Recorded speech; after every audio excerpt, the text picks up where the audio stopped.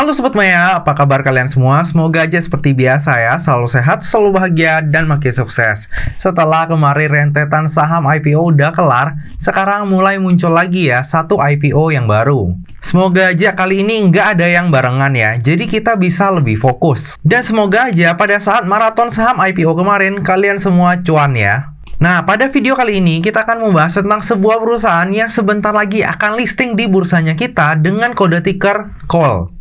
Dari kode tickernya aja kita udah tahu ya perusahaan ini bergerak di bidang apa. Nah, bagi yang penasaran dengan prospektusnya, jangan lupa saksikan video ini sampai habis ya. Jadi, PT Black Diamond Resources ini didirikan pada tahun 2017, namun baru mulai beroperasi di tahun 2020. Nantinya, PT Black Diamond Resources ini akan listing di bursanya kita dengan kode ticker COL. Udah langsung tahu dong ya apa kegiatan usahanya. Jadi, COL ini bergerak di bidang aktivitas perusahaan holding, konsultasi manajemen, dan juga pertambangan batubara melalui entitas anak. Entitas anak yang dimaksud adalah PT Dayak Membangun Pratama yang mulai beroperasi secara komersial di tahun 2021 dan memiliki lokasi tambang di Kabupaten Gunung Mas, Kalimantan Tengah. Per 31 Desember 2021, DMP membukukan penjualan batubara itu sebesar 208.000 metrik ton dan saat ini memiliki kapasitas produksi sebesar 1,5 juta metrik ton per tahun. Untuk cadangan batubara yang dimiliki oleh DMP itu mencapai 25 metrik ton. Sehingga jika kapasitas produksinya dari DMP ini selalu tetap, maka DMP ini bisa beroperasi lebih dari 10 tahun ke depan. Untuk batubara yang diproduksi oleh DMP, ini kalorinya itu berkualitas menengah ya, yaitu berkisar antara 5.500 hingga 5.700, yang biasanya diperuntukkan untuk pembangkit listrik. Langsung kita intip aja laporan laba ruginya ya. Untuk laporan laba rugi ini sebenarnya nggak banyak yang bisa kita analisa ya. Soalnya di tahun 2019 emang belum beroperasi. Dan di tahun 2020 itu yang beroperasi baru hanyalah Black Diamond Resources-nya aja. Sementara untuk entitas anaknya yaitu DMP itu baru beroperasi di tahun 2021. Cuma kalau kita lihat tren penjualan batubaranya di tahun 2021 ke tahun 2022, COL ini masih punya potensi ya untuk mencetak laba yang lebih baik lagi. Terlebih harga batubara untuk saat ini kan emang lagi tinggi-tingginya. Nah, tadi adalah sekilas background dan juga laporan kinerja dari COL. Sekarang coba kita lihat siapa sih yang ada di balik COL ini. Nah, jika kita lihat dari struktur kepemilikan sahamnya, untuk pengendali dari COL ini adalah Bapak Sujaka Leis. Bagi yang belum tahu, Bapak Sujaka Leis ini adalah Presiden Direktur dan juga pengendali dari emiten INCF yang sebelumnya udah listing duluan di bursanya kita. Nah, untuk harga emitennya INCF saat ini berkisar di angka ataupun level 50-an. Jadi, ada kemungkinan dalam jangka waktu panjang sahamnya itu emang nggak di-maintain ya, dan dilepas begitu aja sesuai dengan mekanisme pasar. Dalam IPO ini, sebanyak-banyaknya 1,7 miliar lembar saham atau mewakili sebanyak 25,93% dari modal ditempatkan dan disetor penuh yang akan ditawarkan kepada masyarakat. Harga penawarannya sendiri berkisar antara 100 hingga 130, sehingga dana yang akan diraup dari IPO ini adalah sebanyak-banyaknya sebesar 227,5 miliar. Lalu dana IPO-nya COL tadi akan digunakan untuk tujuan-tujuan sebagai berikut. Tujuan yang pertama adalah sekitar 40 miliar itu akan disalurkan kepada entitas anak yaitu DMP dan akan digunakan untuk keperluan belanja modal dengan rincian sebagai berikut. Yang pertama adalah sekitar 30,8 miliar itu akan digunakan untuk membayar utang lain-lain DMP kepada kontraktornya. Lalu yang kedua adalah sekitar 9,1 miliar itu akan digunakan untuk pembangunan mes karyawan dan juga workshop DMP. Lalu sisanya akan disalurkan kepada DMP dan digunakan untuk modal kerja.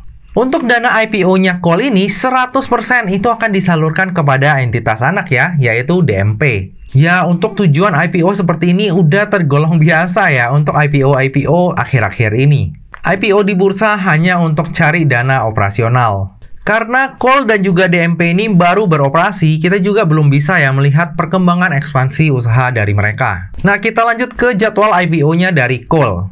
Nah, untuk indikasi jadwal dari IPO COL ini itu masih lumayan lama ya. Masa book building-nya itu berakhir di 22 Agustus 2022.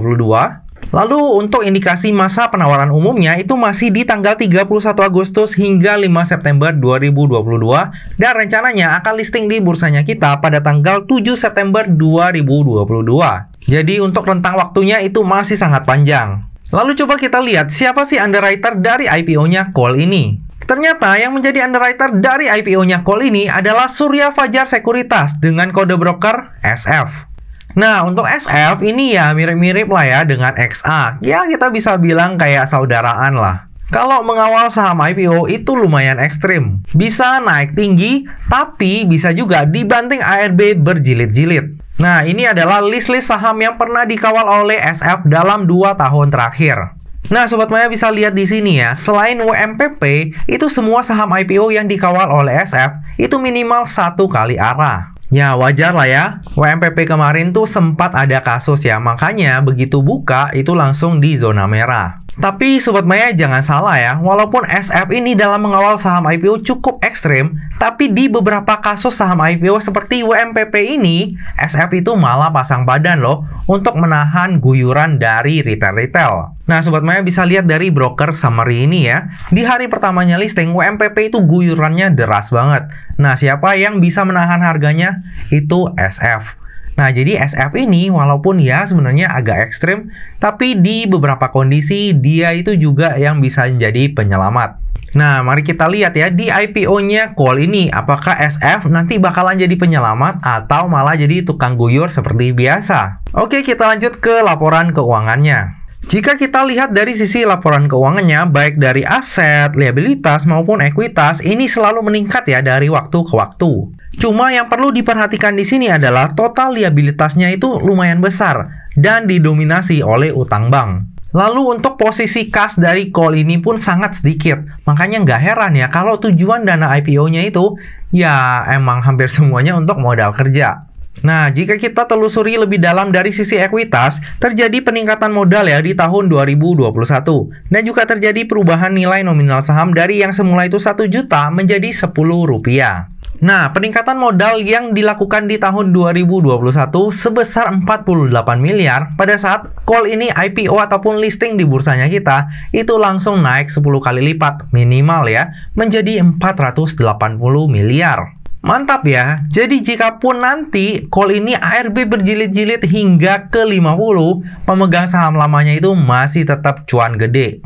Nah, berkaitan dengan hal tersebut, para pemegang saham lama secara sukarela ya, mengatakan bahwa mereka nggak akan menjual atau mengalihkan kepemilikan sahamnya selama 8 bulan dari semenjak Call ini listing di bursanya kita. Cuma di surat pernyataannya itu hanya ada 3 pihak ya yang memberikan surat pernyataan. Sementara Sujaka Leis dan juga PT Alam Tulus Abadi itu nggak ada surat pernyataannya.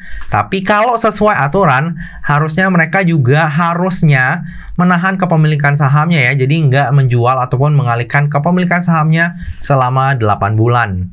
Nah, bagi Sobat Maya yang concern terhadap daftar efek syariah, Call ini mungkin bukanlah pilihan yang tepat. Jika kita lihat dari sisi rasio hutang, Call ini nggak memenuhi syarat untuk masuk ke dalam daftar efek syariah. Namun, bisa jadi nantinya dengan adanya penambahan dana IPO, Call ini malah berhasil masuk ke dalam daftar efek syariah. Makanya, untuk lebih pastinya, kita tunggu aja pengumuman resminya. Nah, dengan prospek bisnis Call yang baru mulai mencetak laba di tahun 2021, kira-kira valuasinya di harga IPO menarik nggak ya? Nah, kalau kita lihat dari tabel berikut, valuasi Call di tahun 2021 itu cukup mahal ya. Namun di tahun 2022, valuasi Call jadi lebih baik. Seharusnya secara PER itu masih akan menjadi lebih murah ya, karena memang kinerja dari perusahaan batubara itu lagi bagus-bagusnya. Market cap-nya Call di harga 130 itu adalah sebesar 877,5 miliar. Cenderung agak mini ya untuk ukuran perusahaan batubara. Lalu jika kita bandingkan dengan perusahaan yang sejenis, valuasi Call ini tergolong oke lah ya. Masih bisa lah compete dengan perusahaan Call lainnya. Tentu saja perbandingan ini enggak apple to apple ya. Size-nya beda jauh banget. Tapi seenggaknya kita punya gambaran lah ya untuk valuasi dari Call ini. Nah, dari tadi udah banyak hal yang kita bahas, sekarang tiba juga kita ke bagian kesimpulan. Kesimpulan yang pertama, kinerja Call di tahun 2021 dan juga di awal tahun 2022 cukup memuaskan. Pendapatan dan juga laba bersihnya itu naik. Namun dari sisi likuiditas cukup mengkhawatirkan ya. Apalagi liabilitasnya juga didominasi oleh utang bank. Jika nggak segera ditangani, mungkin aja bisa berdampak nih untuk kelangsungan usahanya dari coal. Saat ini sektor batubara itu lagi bagus-bagusnya. Jadi bisa dibilang coal ini listing di saat yang tepat. Kesimpulan yang kedua, valuasi coal untuk ukuran saham IPO tergolong wajar ya. Jika kita bandingkan dengan perusahaan di sektor yang sejenis, valuasi dari coal ini juga masih bisa bersaing. Kalau kita lihat dari sisi tujuan penggunaan dana IPO, ya sebenarnya kurang memuaskan ya. Nggak ada dana yang dipakai untuk ekspansi usaha. Kesimpulan yang ketiga, underwriter dari IPO-nya coal ini adalah SF. SF ini ya saudaraan lah ya dengan XA. Kalau mengawal saham IPO cukup ekstrim. Kalau naik ya bisa tinggi banget ya sampai menyentuh arah, dan kalau misalnya dibanting bisa juga ARB berjilid-jilid. Kesimpulan yang terakhir, seperti pada IPO lainnya, saya akan memanfaatkan momentum IPO ini untuk mendulang cuan. Untuk momentum jangka pendek, menurut saya masih besar harapan ya untuk bisa ditutup di zona hijau atau bahkan arah di hari pertamanya listing. Nah, bagi Sobat Maya yang berharap call ini bisa seperti ADMR yang arahnya itu berjilid-jilid banget, kayaknya harus sedikit mengurungkan ekspektasinya. Dari sisi size ataupun fundamental, call ini beda jauh ya dengan ADMR. Nanti waktu penjatahan kita akan lihat lagi ya porsi penjatahannya berapa. Jadi kita bisa menyiapkan strategi nih untuk IPO-nya call ini. Jika nantinya harga final dari call ini itu di 100, maka menurut saya akan jadi tambah menarik ya.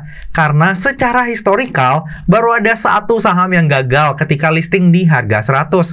Dan kondisinya bukan papan akselerasi ya. Nah, saham tersebut adalah GTSI. Sisanya, kalau misalnya emang listing di harga 100 dan bukan papan akselerasi, minimal arah di hari pertamanya listing. Nah, jadi nanti coba kita saksikan ya berapa sih harga final dari call ini. Seperti biasa, yang namanya saham, terlebih saham IPO, itu nggak pernah luput dari yang namanya resiko. Jadi pastikan jika Sobat Maya mau melakukan order, itu lakukanlah order sesuai dengan resiko yang siap untuk Sobat Maya tanggung. Lebih lengkapnya tentang pemesanan saya, akan saya share di tab community ataupun IG saya pada saat masa offering nanti. Nah Sobat Maya, demikianlah video pembahasan saham IPO Coal. Semoga video ini dapat bermanfaat bagi Sobat Maya semuanya dan dapat menjadi bahan pertimbangan nih apakah nantinya akan melakukan order saham IPO Coal atau enggak. Bagi yang merasa terbantu dengan adanya video ini, jangan lupa untuk subscribe, like, komen, dan share video ini ya. Nah Sobat Maya, demikianlah video kali ini. Akhir kata, jangan lupa untuk selalu jaga kesehatan, jangan lupa untuk selalu bahagia, dan semoga perjalanan investasi kita selalu cuan bareng-bareng ya. Sampai jumpa di video selanjutnya. Dah.